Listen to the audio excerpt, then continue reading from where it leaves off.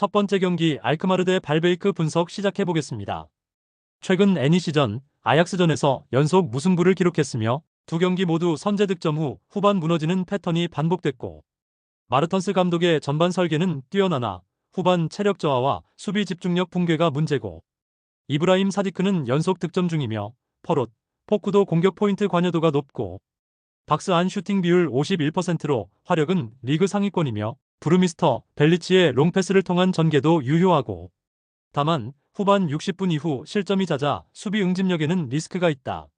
최근 4연패의 3경기 연속 무득점으로 사실상 강등권 확정 흐름이며, 즈볼레전 0대2 패배에서도 유효 슈팅조차 없었고, 최근 4경기 9실점으로 실점률도 급격히 높고, 마르가, 자와다, 이아타렌로 구성된 공격진은 전개 속도가 느리며 파이널 서드 진입 패스수가 경기당 5회 이하로 리그 최하위권이며, 수비진은 반 헤르덴, 엘 야쿠비 모두 압박 실패 시 쉽게 무너지고 있으며 윙백 복귀 속도도 느려 전환 수비가 안 되는 상황이고, 측면에 대한 대응력이 취약해 알크마르의 공격 패턴에 취약하다.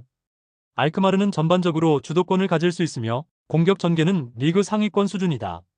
발바이크는 라인을 내리고 수비적으로 접근하겠지만 후반 체력 저하와 조직력 붕괴는 피하기 어렵고, 사디크, 포크의 측면 돌파는 발바이크의 약점을 정확히 공략할 수 있으며 다득점 승리 가능성이 높고, 다만 알크마르 역시 후반 실점 리스크가 존재하기에 무실점 승리보단 다득점 양상이 예상된다. 두 번째 경기 아스날 대 풀럼 분석 시작해보겠습니다. 최근 5경기에서 2승에 그치며 불안정한 흐름이며, 특히 홈에서는 최근 4경기 연속 실점, 그중 3경기 무승이라는 부진이 이어지고 있고, 첼시전 1대0 승리도 빈약한 전개력 속 세트피스 한 방에 의존했고, 웨데고르, 파르테이 라이스 중원의 무게중심이 낮고 전환 속도가 느려 전방 압박에 자주 고전 중이며, PK 박스 내 슈팅 비율도 최근 39%에 그쳐 날카로움이 떨어지는 모습. 사카는 복귀 가능성이 있지만 출전 강도는 낮을 것으로 보이며, 메리노 역시 제공권 외엔 득점력에 한계가 있다. 리그 기준으로 최근 6경기 4승 2패로 상승세이며, 특히 원정 6경기 중 5승으로 외부 경기력도 뛰어나며, 토트넘전 2대0 승리는 전방 압박과 전환 전개가 효과적으로 작동한 결과고, 최근 FA컵 크리스탈 팰리스전 0대3 완패는 수비 불안 노출의 예외적 사례였지만 기본적으로 실리 위주의 전개가 중심이고, 히메네스, 이워비, 윌리안 조합은 빠른 전개가 장점이고 수비는 안데르센 바세이 조합이 중심이며, 아스날이 낮은 템포를 유지한다면 오히려 풀럼의 운영과 맞아 떨어질 가능성도 있다. 경기 템포와 전개 구조를 고려할 때 저득점 흐름이 유력하고, 아스날은 점유율을 통한 리스크 최소화, 풀럼은 역습 기반 실리 전개로 맞설 것이며, 결과적으로 경기 자체가 수비 중심 흐름에 가까워질 공산이 크고, 아스날은 전방 날카로움이 부족하고 풀럼은 원정 경쟁력이 뛰어나며 실점 억제력이 높고, 무승부 가능성이 가장 높은 선택지다. 세 번째 경기 울버햄튼 대 웨스트햄 분석 시작해보겠습니다. 홈에서의 약세가 뚜렷하며, 최근 홈 7경기 중 5패, 이 중 3경기 무득점 패배. 직전 사우샘프턴전 2대1 승리는 XG 0.36에 불과했던 만큼 내용 대비 과한 결과였고, 페레이라 감독 체제 이후 8경기 연속 득점은 유지 중이나 항상 선제 실점을 허용하는 불안한 출발이 반복되고 있고, 안드레, 고메스는 중원에서 안정적인 퍼포먼스를 보이지만 벨레가르드, 무네치, 라르센의 2선-1선 조합은 연계보다는 개인기에 의존한다. 박스 안에서의 슈팅 비율이 낮아 마무리 완성도 역시 부족하다. 최근 4경기 2실점으로 수비는 안정적이며 이 중 3경기 무실점.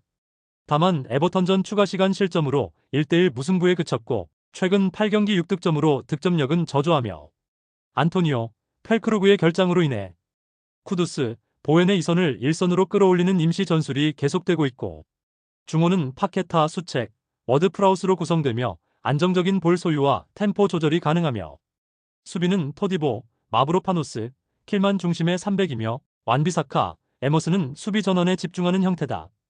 두 팀 모두 전방 자원이 대거 이탈하며 득점력 저하가 확실하며, 울버햄튼은 홈에서도 고전 중이고 웨스트햄은 수비 안정성과 원정 실리 운영이 강점이나 마무리에서의 한계가 뚜렷하고, 전체적으로 박빙 양상에서 무승부 가능성이 가장 높다. 네 번째 경기 노팅엄 대 맨유 분석 시작해보겠습니다.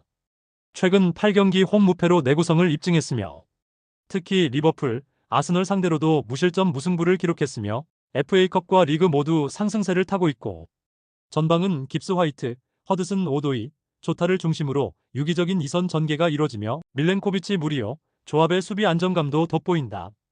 우드의 부재로 엘랑가가 최전방에서 고군분투하고 있으며 셀스의 선방도 수비 보완에 크게 기여하고 있고, 하지만 깁스 화이트의 부상 회복 여부는 공격 전개의 핵심 변수로 작용한다. 전체적으로 세트피스와 역습에서의 효율이 높고 상대 실책을 유도하는 대응 전술에 능하다.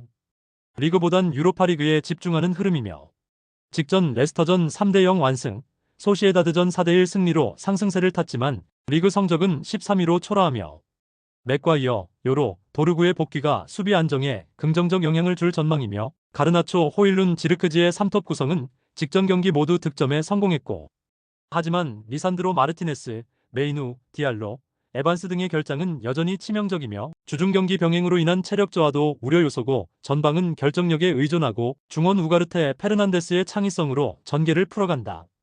이전 맞대결서 패배한 이력이 있어 부담 요소가 있으며 점유율 우위에도 불구하고 압도적인 운영은 어려울 수 있다. 노팅엄은 홈에서 리그 강호들과도 대등한 흐름을 가져갈 만큼 안정적인 수비와 기세를 자랑한다. 깁스 화이트의 결장이 아쉽지만 수비 블록 유지와 전환 속도는 여전히 위협적이며, 맨유는 체력 분산이 필요하고 유럽 대회 우선 전략 속에서 실리를 추구할 가능성이 높고, 공격 효율은 살아났지만 수비 불안과 잦은 교체가 경기력 변동을 키운다.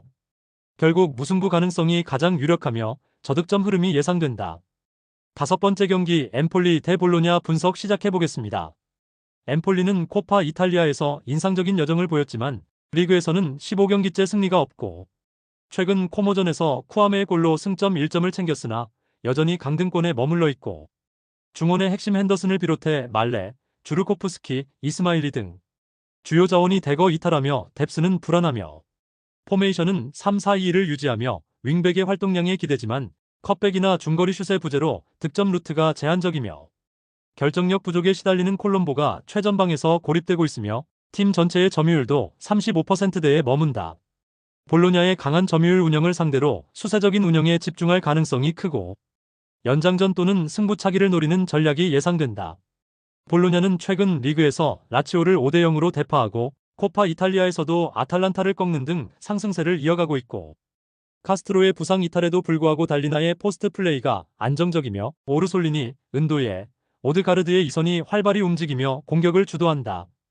중원에서는 모로와 프로일러의 조화가 뛰어나 공수 밸런스가 탁월하며 점유율 58% 이상을 유지하며 짧은 시간 내 찬스를 창출하는 구조가 잘 잡혀있고, 엠폴리의 수세 전술을 상대로도 주도권을 잡고 멀티 득점을 노릴 수 있는 조건이다. 엠폴리는 컵 대회에서의 기세와는 달리 리그에서 극심한 부진을 겪고 있으며 중원의 전력 손실과 공격력 저하로 인해 볼로냐의 전방 압박을 감당하기 어려운 상황이며, 반면 볼로냐는 이선의 활발한 움직임과 안정적인 중원 운영을 바탕으로 이번 경기에서도 주도권을 줄 가능성이 높고, 엠폴리는 수비적으로 버티는 운영을 펼칠 것으로 보이며 볼로냐의 우세 속에 경기 흐름이 예상된다. 여섯 번째 경기 레알 마드리드 대 레알 소시에다드 분석 시작해보겠습니다. 레알 마드리드는 음바페의 멀티골과 함께 전방 삼각 편성의 파괴력 있는 공격이 빛나며 득점 루트의 다양화를 완성하고 있고, 최근 5경기 기준 골 에어리어 내 슈팅 비율 41%는 윙포워드들의 컷백과 중앙 침투가 매우 안정적으로 작동하고 있음을 보여준다.